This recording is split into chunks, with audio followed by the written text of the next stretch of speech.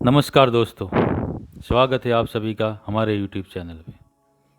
दोस्तों, नर्मदा परिक्रमा का आज अपना 14वां दिन है, बुधवार 17 जनवरी 2018।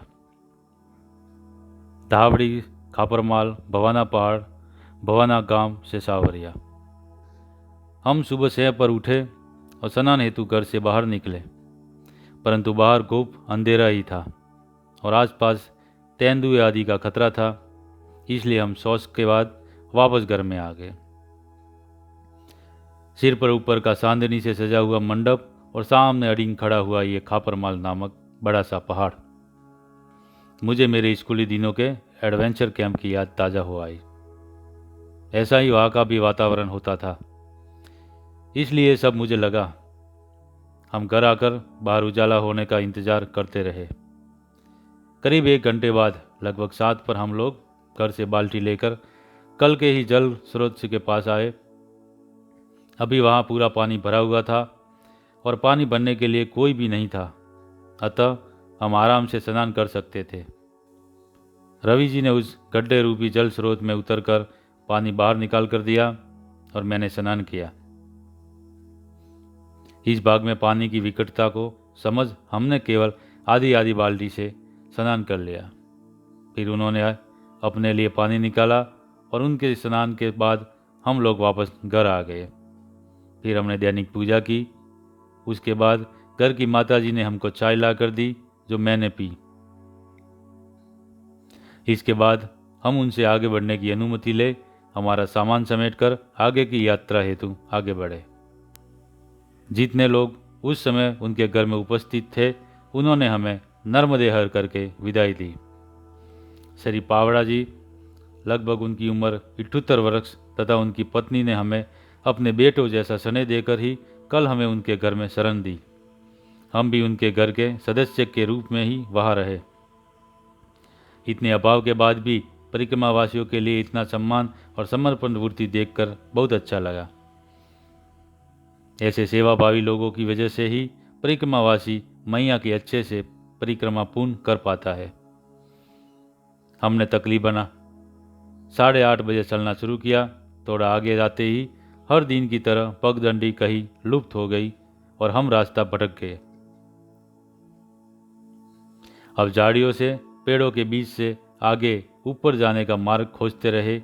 कांटे हमारे धोतियों के अंदर हमारे पैरों पर खरोच करने लगे, पर आगे जाना तो आवश्यक ही है और मार्ग ऐसा ही है, तो आगे जाने के लिए इनमें से जाना ही पड़ेगा। इसलिए हम भी अपने ही मन से नया मार्ग बनाते बढ़ते रहे और आखिरकार हमें एक पगडंडी सी दिखाई देने लगी, जिसको हमने पकड़ा और उस पर बढ़ने लगे। चलते हुए हमने करीब 30-35% पहाड़ की चढ़ाई पूर्ण की और पीछे मुड़कर नीचे देखा तो श्री पावरा जी सब पत्नीक अपने घर के आंगन में खड़े हमें जाते हुए देखते थे। केवल एक ही दिन के सहवास में इतना स्नेह नहीं, ये शायद उससे कुछ अधिक है। ये उनकी संस्कृति है कि जो भी अतिथि हमारे घर आया हो, वो सकुशल ऐसे कठिन मार्ग को पार कर आगे बढ़े और अपने गंतव्य को प्राप्त करे। फिर हम चलते हुए आगे बढ़ते रहे और करीब 60% पहाड़ पार किया। अब एकदम ही सीधी खड़ी और फिसलन भरी राह थी। रवि जी मेरे कुछ आगे चल रहे थे। मेरे पास पीछे टांगने वाला बस्ता भी नहीं था। उसके स्थान पर एक झोला था, जो चलते समय बार बार दिक्कत कर रहा था।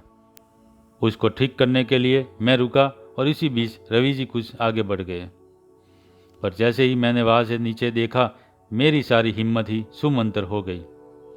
अब मैं एक भी कदम आगे बढ़ाने की हालत में नहीं था। मेरा सारा शरीर कांपने लगा और मैं वही जैसे तैसे चट्टानों का सहारा ले उस 6-7 इंच की जगह में बैठ गया। मैंने वैसे ही हाल में अपने मोजे जूते निकाले और बार बार खुद को आगे बढ़ने के लिए उकसाने लगे, पर सब व्यर्थ। पहाड़ की जो सतह थी, उसको इस उम्मीद से पकड़ने लगा कि शायद इसका कुछ सहारा मुझे मिले, जिससे मैं आश्वस्त हो सकूं और आगे जा सकूं। पर जिसको भी मैं छू रहा था, वो चूरा चूरा होकर फिसल कर गिरता ही जा रहा था। मेरे पैरों के नीचे की मिट्टी रेती मुरुम अपने आप फिसलकर गिरते जा रही थी। ऐसे लग रहा था मैं उनके नीचे गिरते प्रवाह के बीच में बैठा हुआ।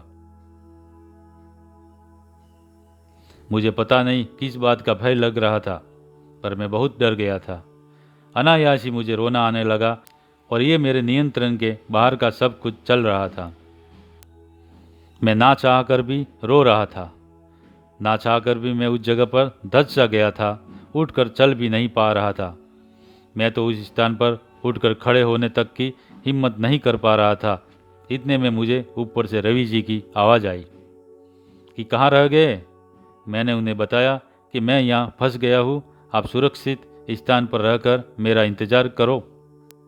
पर जब 5-10 मिनट तक मैं आया ही नहीं तो रवि जी ही उस खतरनाक मार्ग से पुनः नीचे आए और बोले कि अपना हाथ दो। मैंने मना किया। फिर रवि जी के आग्रह पर मैंने उन्हें मेरा कमंडल, लाठी और फिर वो झोला भी दिया। वो ले जाकर सारा सामान थोड़ा ऊपर रख आए और पुनः एक धोती का शोर ऊपर से छोड़ने लगे कि इसको पकड़कर ऊपर आने का प्रयत्न करो। पर मुझ में बिल्कुल भी हिम्मत नहीं थी। मैं रोता हुआ नर्मदा मैया से प्रार्थना करता रहा कि मुझे इस संकट से निकालो। इन सब घटनाक्रम के बीच नीचे खड़ी एक माताजी ने देखा और सारे प्रकरण को समझ तुरंत ही जोर जोर से चिल्लाकर मदद हेतु आवाज़ देने लगी। उनकी आदिवासी भाषा तो समझ नहीं आ रही थी, ना ही उनकी आवाज़ ठीक से सुनाई दे रही थी, पर उनका सार ये था कि देखो बचाओ, वो बाबा जी बीच रास्ते में फंस गया है। या ऊपर रवि जी भी मेरा हौसला बढ़ाने का हर आवश्यक प्रयत्न कर रहे थे। अंत में उन्होंने कहा कि ऊपर आने की कोशिश करो, वरना फिर मैं ही नीचे तुम्हें लेने आ रहा हूँ। मुझे ये बहुत ही खतरनाक लग रहा था और मैं मेरी वजह से उनको किसी भी खतरे में नहीं डालना चाहता था। इसलिए मैंने उन्हें कहा कि मैं आने का प्रयत्न कर रहा हूँ, आप ऊपर ही रहो। नीचे वाली मैया की आवाज़ सुन तत्क्षण ही पास के एक खेत में काम करता एक व्यक्ति बिजली की भांति चलता हुआ और हमारे देखते ही देखते हमारे सामने आ उपस्थित हुआ। उसने क्या कहा ये तो समझ से परे था, पर उनका इशारा स्पष्ट था कि उठो और अपना हाथ दो। उनके आते ही मुझ में भी मानो बिजली का संचार हुआ। मैं भी तुरंत उठ खड़ा हुआ और उनका एक हाथ पकड़कर चलने लगा। उन्होंने पूरी पगडंडी मेरे लिए छोड़ रखी थी और वो आसपास के पत्थरों पर पैर रखकर चल रहे थे। मैंने उनके पैर की ओर देखने का भी प्रयत्न किया, पर कुछ समझ नहीं आया। मुझे तो ऐसा लगा जैसे हम दोनों ही उड़कर चल रहे हैं। सचमुच आज तक मैं यही मानता हूँ कि मैंने उड़कर ही वो मार्ग पार किया था। उस स्थान से जहाँ मैं फंस गया था वहाँ से करीब हमें 6 मीटर आगे तक ऊंचाई पार की होगी। यहाँ पहाड़ में थोड़ा समतल भाग था जहाँ तक वो व्यक्ति मुझे लेकर आए थे। यहाँ हमने सारा सामान रखा और हम दोनों ने उस संकट मोचन को प्रणाम किया। उनसे पानी पीने आदि के बारे में पूछताछ की। उन्होंने मना किया। उन्होंने पूछा और आगे कहाँ चले जाओगे, ये छोड़कर आओ। हमने बताया कि नहीं, अब हम चले जाएंगे। वो जिस गति से आए थे उसी बिजली की गति से उस पहाड़ से नीचे की ओर वापस लौट गए। हमने उन्हें केवल जाते हुए देखा, बाकी आगे पहाड़ की वजह से देख पाना संभव नहीं था, तो हम देख नहीं पाए। यही बैठकर हमने थोड़ा पानी पिया और फिर थोड़ा विश्राम किया और आंतरिक रूप से पूर्ण स्थिर हो जाने के बाद फिर हमने आगे बढ़ना शुरू किया। खापरमाल पर्वत के मध्य करीब आधी ऊंचाई चढ़कर आने के बाद मैंने रवि जी से कहा कि कल हम जिनके घर रुके थे उनके पास ओढ़ने बिछाने आदि के लिए काफ़ी कम चीज़ें उपलब्ध थी, तो बार बार मेरा मन कर रहा था कि हम उनको हमारे पास के 2-2 कंबलों में से एक दे देते, पर कहीं वो इसको गलत अर्थों में ना ले, इसलिए संकोचवश मैंने दिए नहीं। इसके थोड़ा ही आगे बढ़ने पर एक अकेली चौपड़ी से एक 8-10 वर्ष के बालक ने हमें पानी पीने आने हेतु आवाज़ दी। हम उनके घर गए। घर में माताजी और वो बालक, ऐसे 2 ही लोग थे। उन्होंने हमें पानी पिलाया, हमारे कमंडल भर कर दिए और हमसे दोपहर भोजन हेतु रुकने का भी आग्रह किया। पर अभी अभी हमने चलना शुरू किया था, इसलिए हम आगे बढ़ेंगे, ऐसा हमने उन्हें विनम्रता से सूचित किया। उनके घर के आंगन में ही लगे पेड़ से हमने बेर भी खाए। निकलते समय उस बालक ने कहा, महाराज जी कुछ आपो ना, अर्थात महाराज जी हमें कुछ दो ना। हमने उससे पूछा, तुम्हें क्या चाहिए? तो हमारे कंधे पर रखे कंबल की ओर इशारा कर उसने उन्हें देने की बात कही। हमने भी सहर्ष वो कंबल तत्काल उसे दिए। हमारे पास और भी बहुत कुछ था, पर उसने भी वो कंबल ही मांगे, जो मुझे सुबह से किसी को देने का मन कर रहा था। पता नहीं इसके पीछे मैया की ही क्या इच्छा थी, पर हमारे लिए ये अनुभव किसी सुखद आश्चर्य से कम नहीं था। हमने पहाड़ की ऊपरी चोटी पर कदम रखा और डर की एक लहर हमारे अंदर से गुजर गई। यहाँ से हर चीज बहुत ही छोटी लग रही थी। आसपास के हर एक पहाड़ इसके सामने काफ़ी बौने दिखाई दे रहे थे।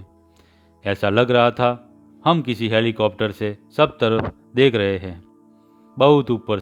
अब इतनी ही ऊंचाई से हमें आगे जाना है, वो भी एकदम किनारे से चलकर, और वो भी केवल 5-7 इंच चौड़ाई की पगडंडी से चलकर। हम चलते रहे।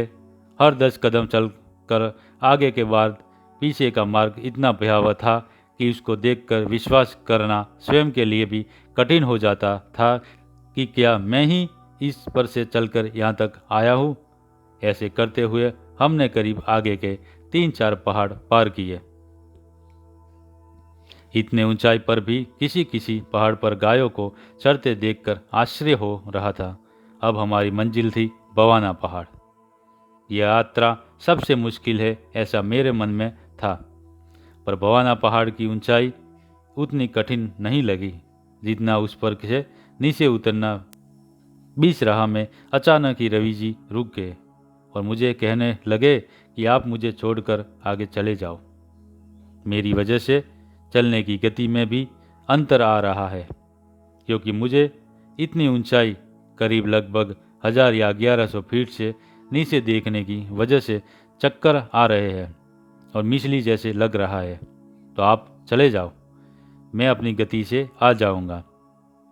वो बहुत ही उदास हो गए थे तथा अत्यधिक डर भी रहे थे। मैंने उन्हें कहा कि तुम भी तो मुझे छोड़कर उस खापरमाल से आ सकते थे, पर तुम मेरे लिए रुके तो मैं तुम्हें छोड़कर कैसे चला जाऊं? और मुझे कौन सी जाने की जल्दी है? हम साथ ही जाएंगे और साथ ही परिक्रमा पूर्ण करेंगे। इसके बाद हम चलते डरते आगे बढ़ते रहे। जहाँ लगा वहाँ रुक जाते थे, थोड़ा आराम करते थे, आसपास के सौंदर्य को निहारते थे और पानी पीकर थकान मिटाकर फिर चलने लगते थे। ऐसा करते करते हम भवाना पहाड़ तक आ गए और अब इस पर चढ़ने लगे। भवाना पहाड़ भी बहुत बड़ा था और सिर पर ऊपर से सूर्य देवता विशेष कृपा कर रहे थे। तो उस समय अत्यधिक धूप की वजह से थकान भी अधिक लग रही थी। हमने भवाना पहाड़ की फिसलन भरी राह को उतरना प्रारंभ किया। वो इतनी कठिन राह थी कि बहुत सी जगह पर हमें बैठ बैठकर धीरे धीरे फिसलते हुए नीचे आना पड़ा। बीच राह में हमने देखा एक व्यक्ति अपनी नन्ही सी मुश्किल से 1 वर्ष की बच्ची को कंधे पर बिठाए आराम से फोन पर बात करते हुए ऊपर की ओर चढ़कर आ रहा है। लगा शिव जी के कंधों पर स्वयं मां नर्मदा ही विराजमान है और हवाई झूले का आनंद ले रही है। वहाँ के निवासियों को शायद ऐसे मार्गों की आदत होगी, इसलिए वो एकदम सामान्य जैसे इन अत्यधिक कठिन और खतरनाक रास्तों पर चल लेते हैं, जैसे हम सड़क पर चल रहे हो। बिल्कुल ऐसे ही हमने करीब 2:30 बजे भवाना पहाड़ उतरकर पार किया। अब हम मैदानी क्षेत्र में थे और चलने को सड़क भी थी, इसलिए हम उस पर तेज गति से चलते हुए भवाना गांव में आ गए। यहाँ हमने एक दुकान देखकर खाने के लिए बिस्किट आदि खरीदे। तब वहाँ कुछ लोग अपनी फसल बेचने आए थे और शायद उनमें से किसी को मुर्गी की बलि देनी थी, पर जब तक हम लोग दुकान में सामान खरीद रहे थे तब तक वो हाथ में चाकू लिए और एक हाथ में मुर्गी की गर्दन दबाए हमारे जाने का इंतजार करते रहे। अब आगे ऐसा ही सड़क मार्ग है, इसलिए हम सब सामान्य गति से आगे बढ़ पा रहे हैं। इसी तरह चलते हुए हम करीब लगभग 4:30 बजे एक आटा चक्की की आवाज़ सुन उस दुकान में पीने का पानी लेने के लिए दाखिल हुए। उनसे पूछने पर पता चला कि रुकने की व्यवस्था आगे स्थित आश्रमशाला में हो सकेंगी। इसलिए फिर हम आगे आए, आश्रमशाला को खोजते हुए वहां गए, पर वहां किसी ने भी हमें ठीक से प्रतिसाद नहीं दिया। तो हम भी उदास और अपमानित सा महसूस कर और आगे गांव की मुख्य बस्ती में आए। यहाँ किसी ने बताया कि हमारी व्यवस्था सरपंच जी के घर हो जाएंगी। हम सरपंच जी के घर पहुंचे। शायद वो बाहर गए हुए थे। आंगन में ही उनकी बहू अन्य स्त्रियों के साथ बैठी थी। उन्होंने भी हमें अच्छा व्यवहार नहीं दिया। तो हमने भी सोचा कि अब आगे के गांव के विषय में कुछ जानकारी भी नहीं है और दूरी का भी अंदाज़ा नहीं है, इसलिए हम पास के आम के पेड़ के नीचे रुककर आज रात्रि विश्राम कर लेंगे। बिना सम्मान किसी के भी आश्रय में रुकना ठीक नहीं। इसी भाव से ही अब आम के पेड़ के नीचे ही रुकना है। हमने पास बने हैंडपंप पर स्नान किया और सामान सहित जाने को तैयार हुए। तभी एक बालक ने आकर हमसे कहा कि आप इस सरकारी स्कूल में रुकिए। एक अर्थों में वह सरकारी स्कूल सरपंच जी के आंगन में ही बना हुआ था। हम वहाँ रुके। साफ सफाई के बाद हमने आसन जमाया और फिर दैनिक पूजा आदि से निवृत्त हुए। तब तक अंधेरे ने भी अपना साम्राज्य विस्तार कर लिया था। हम सामने बरामदे में ही रुके थे, अतः हम आसमान और दूर के सारे पहाड़ों को स्पष्ट देख पा रहे थे। तभी सरपंच जी ने आकर बताया कि हमारे लिए उन्होंने अलग चूल्हा जला दिया है, हम उस पर उनके बर्तन और सामान लेकर अपना भोजन बना लें, क्योंकि उनकी धारणा ये थी कि शायद जाति पाति या अन्य नियमों की वजह से हमें उनके घर का भोजन स्वीकार्य नहीं होगा। पर हम शाम के उनके बहू के व्यवहार की वजह से भोजन नहीं करना चाहते थे और अब इतना चल कर आने की वजह से हम में बनाने की भी बिल्कुल इच्छा नहीं थी। इसलिए हमने बहुत बार उन्हें मना किया कि हम भोजन नहीं करेंगे, पर उनके सम्मानपूर्वक अत्यधिक आग्रह करने की वजह से उनका दिल दुखाना भी हमें अच्छा नहीं मालूम पड़ा। इसलिए हमने मेरे लिए उस चूल्हे पर केवल आधा गिलास काली चाय बनाई, जो मैंने अकेले ने पी। अभी शाम के प्रकरण पर मेरे क्रोध से रवि जी आज मुझसे रूठे हुए हैं, इसलिए उन्होंने तो मुझसे मौन के साथ साथ पानी का भी त्याग किया हुआ है। उनके ऐसे निर्जला में ही मैंने उन्हें मनाने के बहुत से प्रयत्न किए, पर सारे विफल हुए और आखिर 8:30 पर हम लोग जागृत अवस्था से कट्टी कर निंद्रा देवी की शरण में समा गए। नर्मदे हर। दोस्तों, हमारा वीडियो अच्छा लगा हो तो प्लीज़ लाइक शेयर करें, कमेंट करें और हमारे चैनल को सब्सक्राइब जरूर करें। नर्मदे हर।